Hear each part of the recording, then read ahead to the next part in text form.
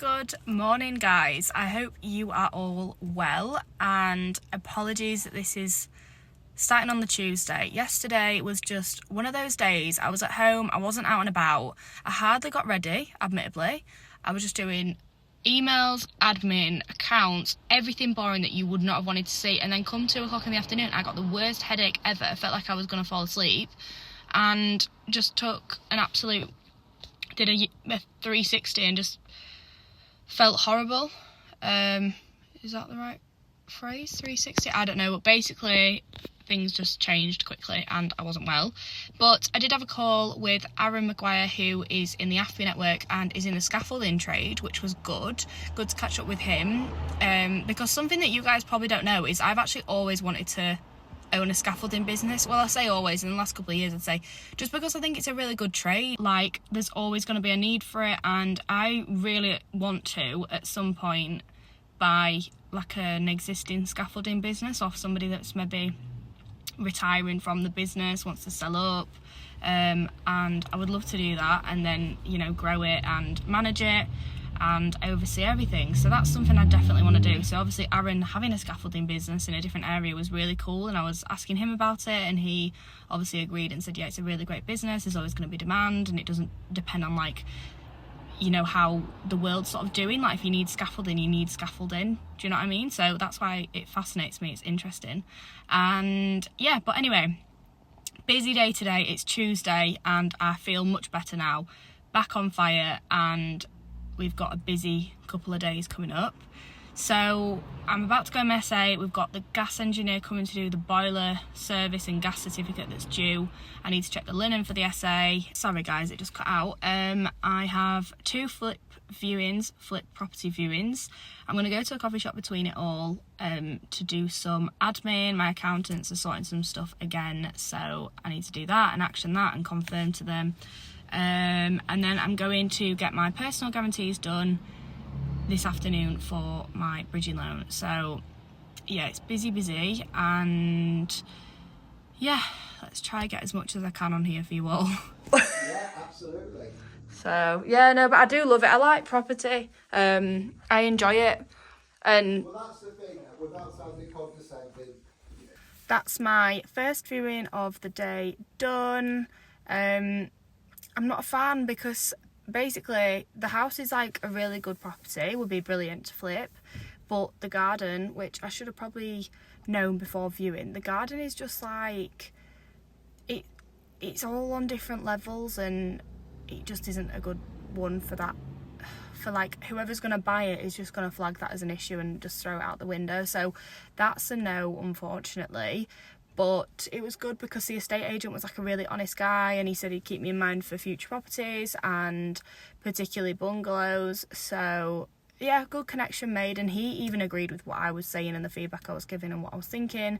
So it's a shame because it would be a brilliant property and it's in a really nice area, but it's just not, it's not something I can change to increase the ability to sell it.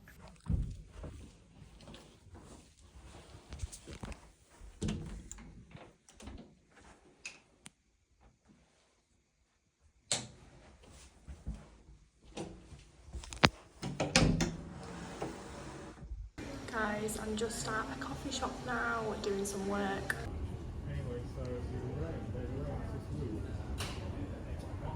Going to the solicitors now for my personal guarantees. Hi guys, it's Tuesday and I'm on my way to the house I'm buying to get my contractors round to quote. I have 2 electricians lined up, 2 plumbers, but one of the electricians I checked in with yesterday, and he's sadly he's been in hospital and he doesn't know if he can definitely come quote this morning. So I don't know, it might just be one electrician quote, but I have a feeling, just because this electrician that I do have definitely confirmed and, you know, coming this morning, is VAT registered, and I have a feeling that this quote is going to be high, and I'm not just going to take the first one that I get. Sorry, ignore the fact that there's rattling going on. I had to take some wine bottles out on my SA the other day and there's no recycling box in there. property, God knows what. So they're in the back. But in terms of central heating, I'm feeling really confident about that. I've got 2 really good guys. They've got a team of people and they're non-VAT registered, because that is something that I hadn't actually thought to include, which is completely my fault. And like, I'm learning so much and that will not happen again. But it's like, I'm trying to find somebody that's obviously still got good skills and are going to do a good job, but I feel like I've got this image of the sort of people I want to work for me. But if I can't obviously get someone like that for electrical work, then it is what it is. I've tried. So yeah, let's see how we go on with that. I have Kevin Wood coming as well, who is obviously from the building trade and is so knowledgeable. I have so much time for Kev and I really appreciate him, because like, I can just text Kev and be like, Kev, this garage screams asbestos to me, what do you reckon? And he'll be like, yep, screams asbestos, and just like confirm it. And then I'll say to him, I was like, have you got a contractor for this? And he'll be like, yep, like tells me loads of contractors, and he's like, he's a good guy, because he's worked on site with them all, so he's seen their work, he's worked alongside them, he knows how they are. Let's see how this goes. I think we are like really near to completion being done on the house, so if I can at least get some quotes confirmed and check the contractors' diaries ahead of that point, then hopefully I can get them booked in relatively soon, and that'll just make me very happy. A bit of organisation going on, because when you don't know a date, it's really hard to work with or organise anything. And I don't know if it's, I don't know what we're waiting for now, to be completely honest with you. Like, we're satisfied all the inquiries are fine, and I'm arranging my bridging, I've done my personal guarantees. I don't actually know what the hold up is, but I'm not an expert in this. So guys, this is the house I'm buying. 2 contractors down, 1 more to go. This is going to be the new kitchen. Okay, so that's 3 contractors that actually came. So poor Kev had to cancel because one of them ran over and his slot was sort of like filled. Another guy couldn't come because he's in hospital basically. So I had 1 electrician come round and 2 central heating guys come round to quote. All good, got good feeling from every contractor, to be fair, but obviously it'll all be subject to quote once they come back to me. I should have them all by the end of this week, which is good. It feels very real now, and I must admit, I was going around the house and I was like, this is scary, like, but then I remind myself it's scary because it's new, not because you're incapable of. And you know, when you start going around, you start thinking like every possibility, like what if that happened, like what if that happened, what if that went over. And obviously signing the personal guarantees at the solicitors last night for the bridging just made me think, oh my gosh, like I think as well, when you get a contract around, I mean, they both put me at ease, well, all 3 of them put me at ease about me moving my kitchen to the cellar, because I was worried about that and like the possibility of having to tank it and stuff, but they all sort of said, I don't think you can have an issue because it's not that much below ground level, and because there's wooden cladding on the walls, they were very much like, if it was that damp or something, it would be rotting, you'd be able to see it, you'd be able to smell it. I was like, yeah, well, that's what I thought, like that's what I genuinely did, because I researched it quite a bit. So I based all my quotings off on the basis of the kitchen being moved to the cellar. But yeah, I think the ensuite could be a little bit of a drama, a bit of an issue. So the soil pipe at the back is going to allow for, like, it's going to be okay to go into the ensuite, but it's just obviously a bit complex. I need an architect to come round, and yeah, but it is stressing me out a little bit just because it's quite unknown as to what to do. Like, I don't really understand fully. And the other thing that's stressing me a little bit is basically I want to add a shower, and it's like to do with the waste pipe, and that is sort of far across the bathroom where I want to put it. And then the other thing is extractor fan. Have I already mentioned that? I don't know, but I'm going to need scaffolding, and it's just like, oh. So calm. If I wasn't a little bit like out my comfort zone enough, I've just come out to a bad review of my Airbnb, which is so unfair. You can see every single review on here, it's the wrong way around, is 10s and 9s, right? I've come out to a 1-star review. She's put, it was okay, but I will not book again. it was okay. Well, I don't think 1 gives okay. But I'm just so confused because that apartment is literally perfect. I'm gonna ring her and ask if there's any way possible that she can maybe take it down. Like, I just want to get to the bottom of the issue, so I'm actually going to ring her right now. And bearing in mind, I literally rang this lady before she came in and like was like, oh hi, I'm just introducing myself. That was really nice, not like any other host would do, because she was stressing that somehow booking.com have declined her booking. I was like, no, I promise that's not the case, I've got you booked in. Like, really friendly with this woman.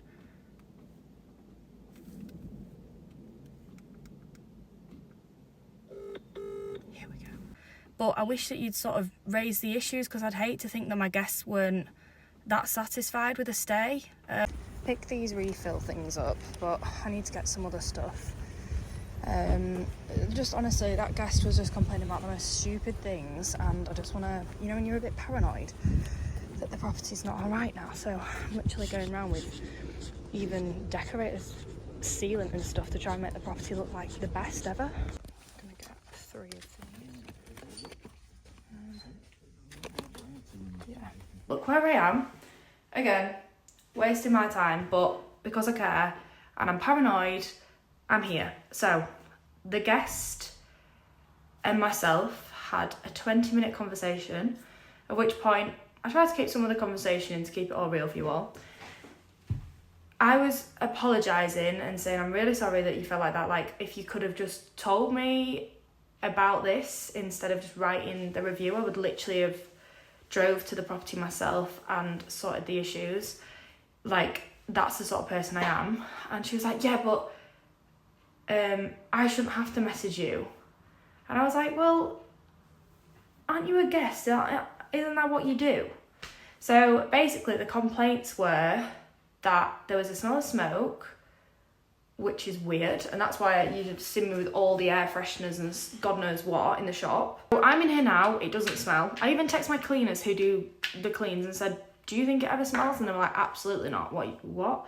So I'm putting a new one of these in to leave in the property. I think I've just broken this. That would just top my day off.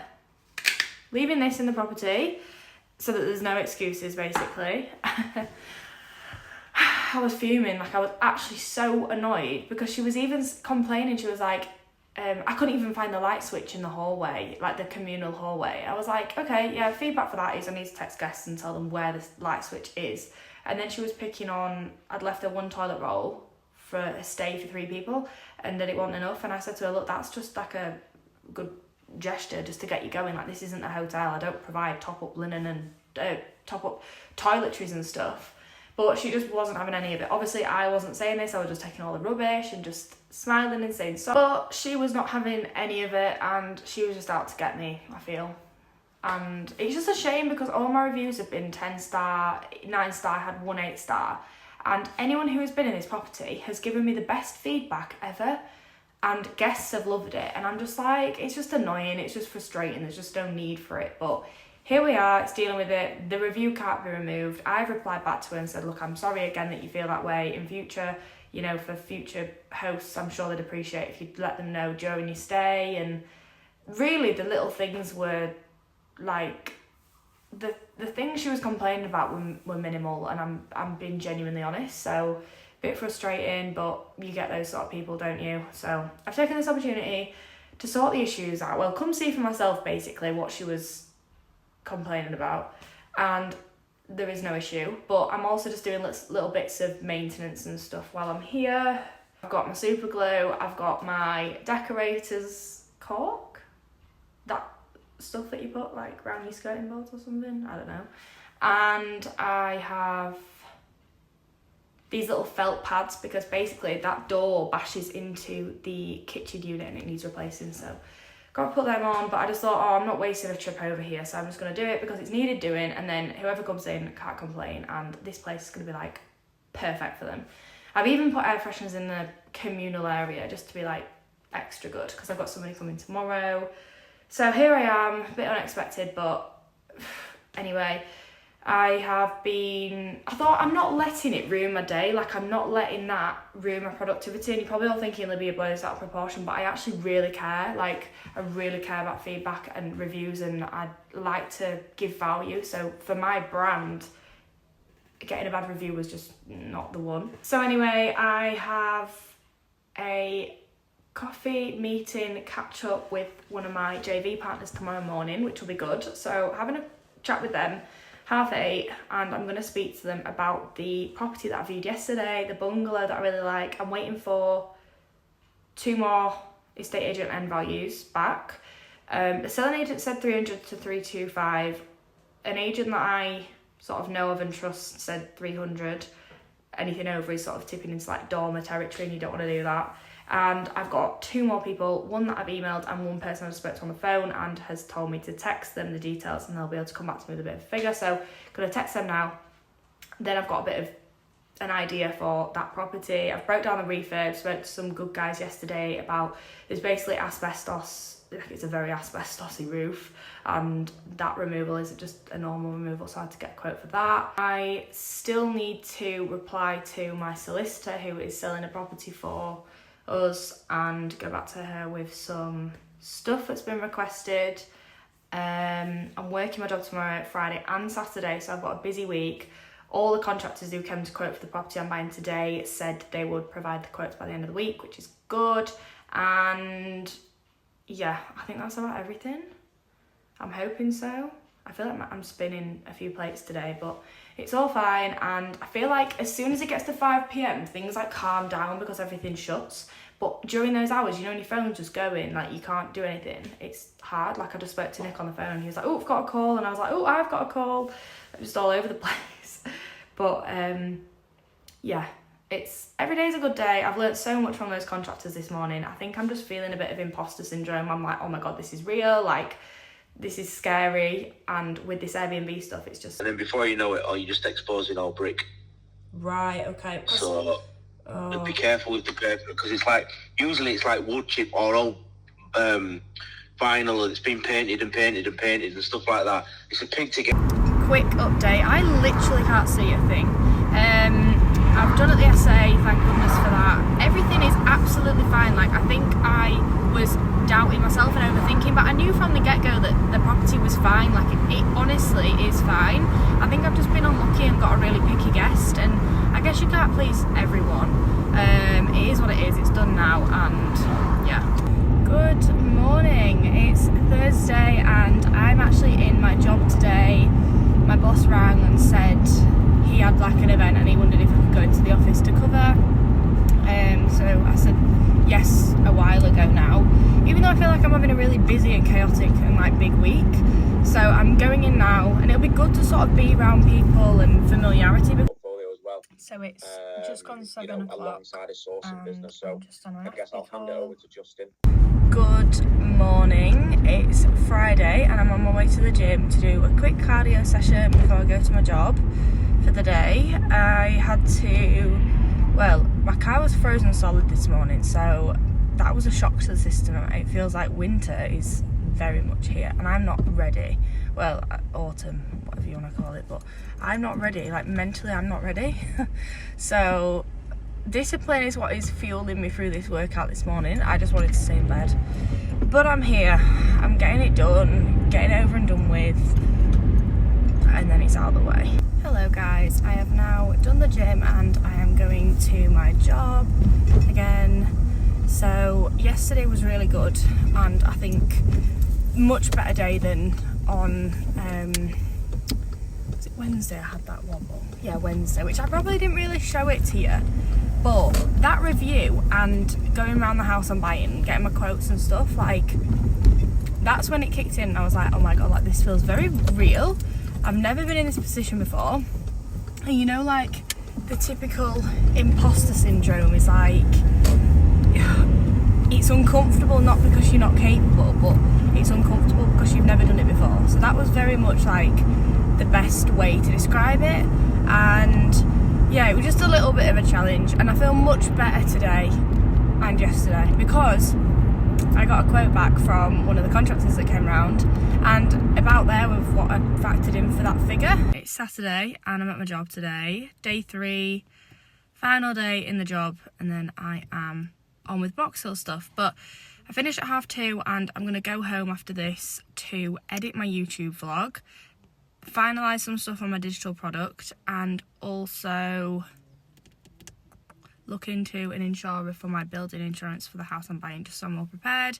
I don't think completion is going to be even next week, which is really frustrating, but I do believe it'll be the week after.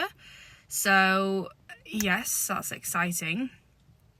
And I just think this week's been like a little bit overwhelming, quite a busy one, and I really need to just come up for air a bit. So I'm glad to be staying in this weekend, because tomorrow I need to go clean my essay in the morning, which I'm already dreading. Yeah, tomorrow morning.